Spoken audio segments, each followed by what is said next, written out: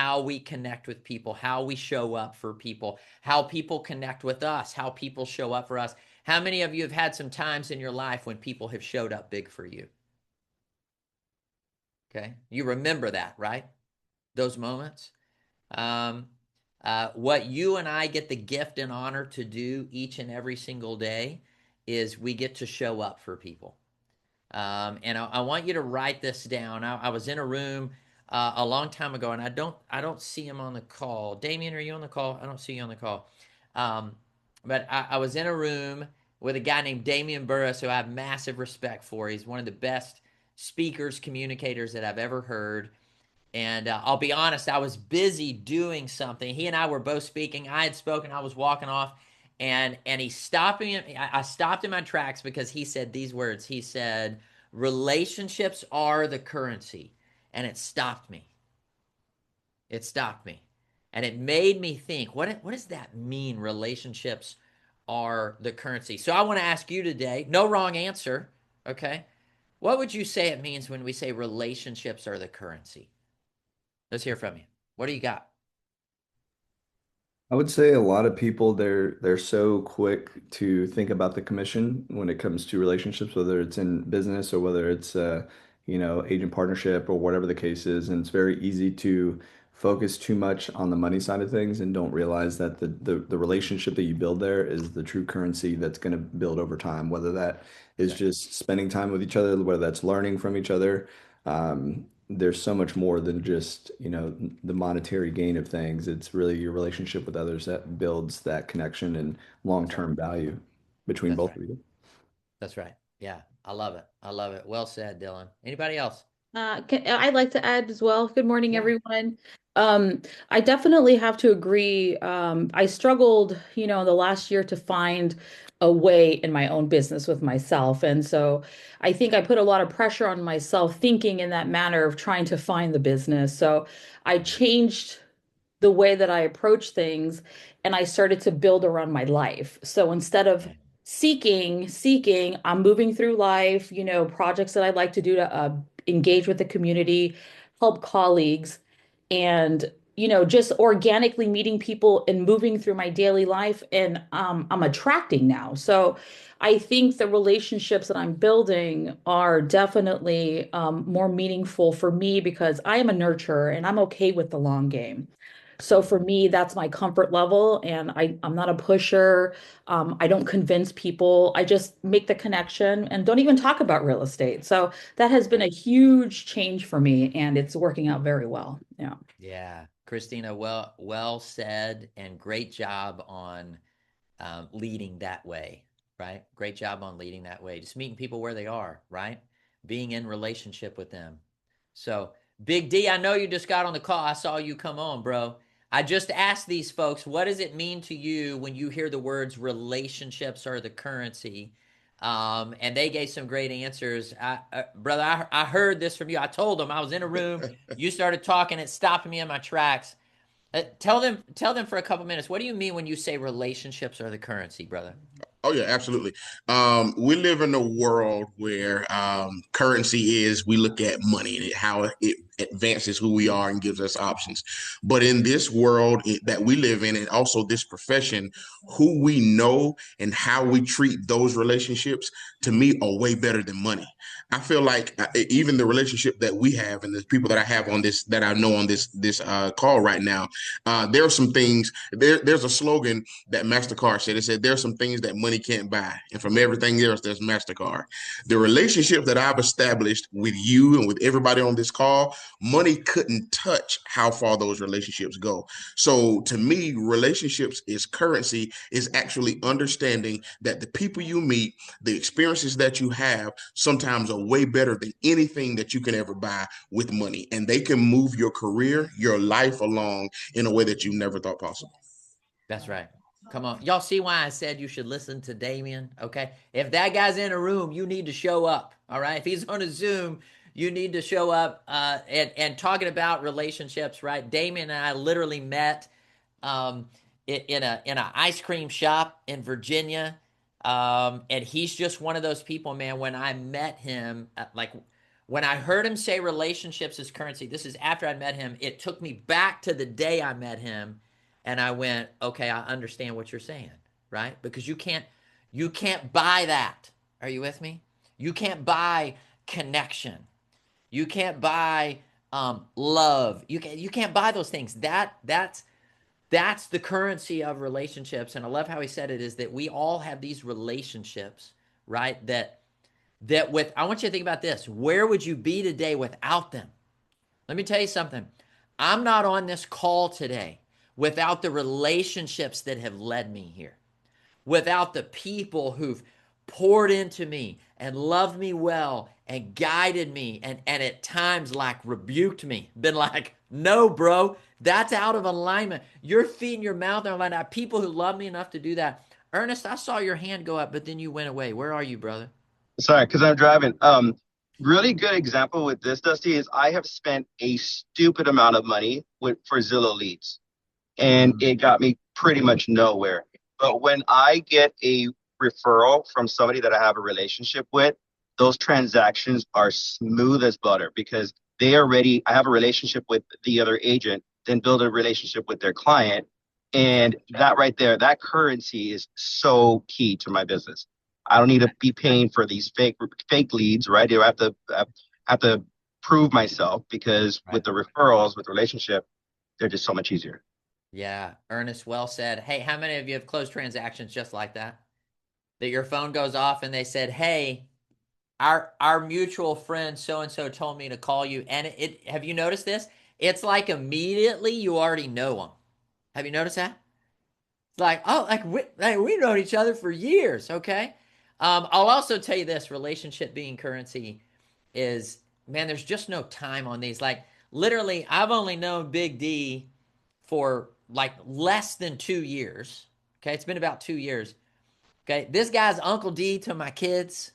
Absolutely. All right, like, I mean, he's my family. I don't know if y'all know this or not. We even look alike, but that, like, you can see the resemblance, right? Like, this dude's my brother, and I just met him a few years ago, but the change that he's made in my life, and Ernest coming off mute there, like I met Ernest 8-9 years ago, and to see who Ernest is today and the life that he lives, and just, you cannot put a price tag on the currency. So I wanna coach us around. Shalina said, I can see y'all look so much like it's crazy. I know, Shalina, I know. Okay. Here's what I want to coach us around today is how do we really, really do that? All right. And I'm just going to give you a model real quick. Just write down the word care, C-A-R-E. The first thing I can tell you this, if you want to have currency in relationships, you got to care. You got to care. You with me? And I want to walk through what that looks like with us. All right. Here's what the C means. It means connect genuinely. Connect genuinely. I love what you guys are saying over here. Holmes, you're exactly right. That day we were in original Define Room, the connection when you're around the right people is automatic. Have you felt that? When you get around those key people, okay? All right. Bring unbelievable value. I love it. This is the care part, okay? You have to connect genuinely. Let me tell you, the first thing people are going to sniff out on you is if you are not genuine. They will sniff it out immediately, okay? So you and I have to understand, how do we connect genuinely, okay? I just want to give you a few thoughts I want you to write down as we think about this, okay? Here's the first thing. Just write down, be giving. Be giving. Be giving of your time. Be giving of your knowledge. Be giving, man, just be giving. I love, Dave, how you started this call. You said, I'm here with my parents and I'm just holding the space. Man, like bro, I love the way you put that, because that, did y'all hear the genuine in that when Dave said that? That I'm just holding the space. Let me ask you, how many people right now are you holding that space for? Genuinely connecting with, concerned about, okay? A few more things to write down in genuine connectedness. Just keep your word. Just keep your word.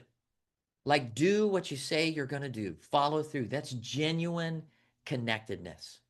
Okay. Here's another one. Just be kind. Okay. Like, is it that hard?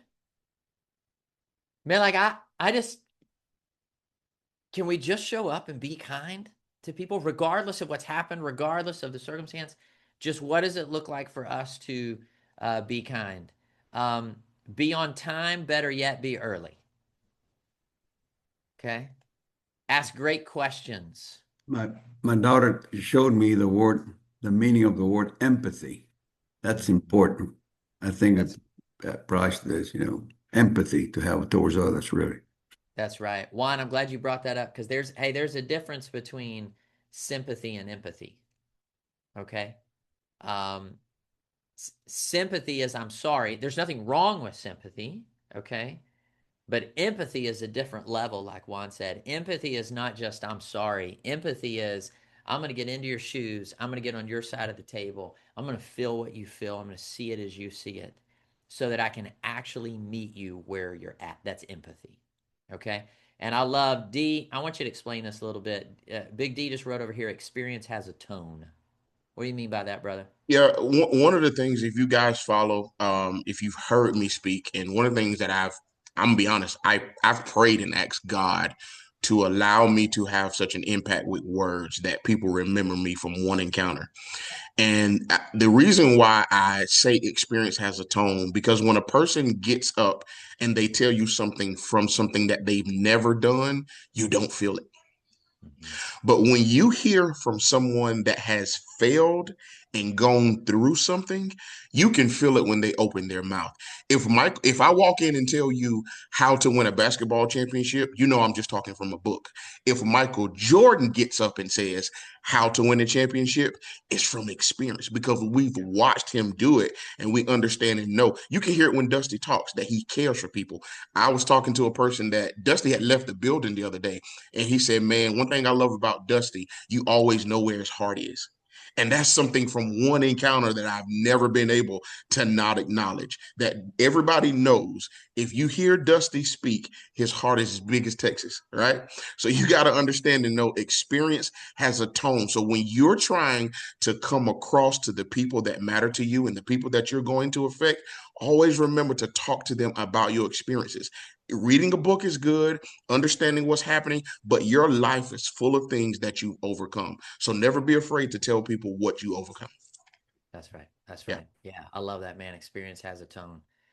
It allows us to connect genuinely, right? One of my mentors has told me, Dusty, the darkest moments of your life is going to be the biggest opportunity for you to help others in the middle of theirs, right? It's just connecting genuinely, meeting people where they're at. Here's the A. It's everything D just talked about as well is add value. Hey, can I ask you a question? Like when you show up with people, are you adding value to them? Do they walk away and go, man, like I'm different. I'm grateful, right? That I got to spend, just a few minutes with that person. So are you, when it comes to relationships and relationships being that currency, are you bringing value? Okay. Currency has value. Yes or no? How do we evaluate companies? We look at the currency of it, the value of it. So in relationships, are you that person that people go, I have to have a relationship with that person because they bring massive value to me as a person, as a business owner, right? You guys with me on this? Okay. Felicia, what do you got? Yeah, I was just gonna say, I think one of the biggest ways we can add value to somebody's life is just to be present, right? That we're like fully actively present in the moment, that we take ownership of ourselves and where we are, where our mind is, where our mouth is, that we're like giving that person 100% of us for that moment. I think that's the number one way we add value to somebody. Yeah, that's exactly right. Yeah, to be present, right? As Sharon would say, be where your feet are. Okay. Did you know you can be present and not be present? That's a thing. Okay. You can be present and not be present. Okay. You can show up, but not show up, right? You could show up and check the box, or you could show up. All right. I've said this to you before. You were not created for a checkbox life. You weren't created for checkbox relationships. You were created to show up and be present and play all the way in. All right. And I'll tell you this, we live in a world that I think is not very present overall. Okay. You can't add value to people when you're not present. All right. So how are you adding value? I want to give you a couple other thoughts here on how you add value. You add value by being professional. Okay. You add value by being courteous, by listening, by being intentional, by having pure motives. Are you with me? That brings value to people. All right. By extending grace. This is how we actually show value to people. I love that, Dave, by not having outcome dependence. Yeah, I'm just not tied to the outcome here. I'm just going to show up and I'm going to bring value. Okay? Not because I'm getting something in return. I'm just going to bring value. Here's what I can tell you. When you consistently add value, people will naturally come back to you. When you consistently, day in, day out, just add value, bring value, that this is my goal, man. I'm just going to give you all that I've got. I guarantee you those people are going to come back to you. Your clients are going to come back because they can't find that value anywhere else. All right. One of my favorite sayings is also price is only an issue in the absence of value. Okay. Price is only an issue in the absence of value. Dylan, what do you have, buddy? I was just gonna say, I feel like this kind of goes into like just basic follow-up. Like a lot of agents, they're so worried about having that conversation because they don't know what to say and they don't want to bother their clients.